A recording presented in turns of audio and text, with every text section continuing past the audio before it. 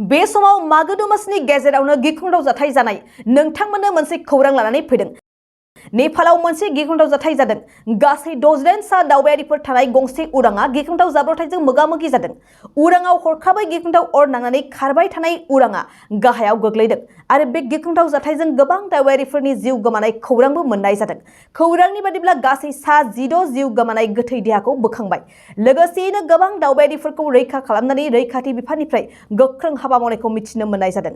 जाथायानो जादों नेपालनि प'खरायाव काठमान्डुनिफ्राय प'खरासिम थांबाय थानाय ATR-72 मुंनि गंसे उरांआ प'खरा मोनहांआवनो बे गिख्रंथाव जाथायजों मोगा-मोगि जायो।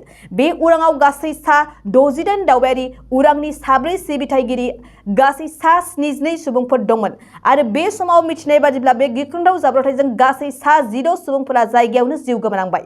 लोगोसे गोबां जोखोम जानाय दावबायारिफोरखौ रैखाथि होनो रैखाथि बिफाननिफ्राय गोख्रों हाबा मावो।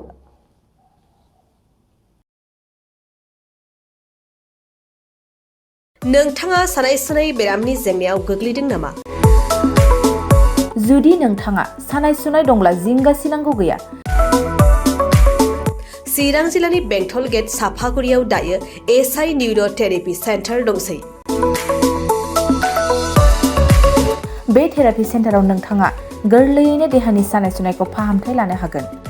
बे आथिं सानायानो जाग्रोदों, ओमफ्राय जानाया एसे सिगांनिफ्रायनो जाखादों, ओमफ्राय बिदिनो गुबुन गुबुन मुलि जाबाबायदों, ओमफ्राय हामाखै।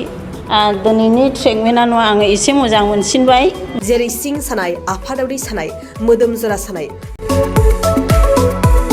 आइजोफोरनि जेंना, खर' सानाय बायदि बेरामखौ फाहामनाय जायो।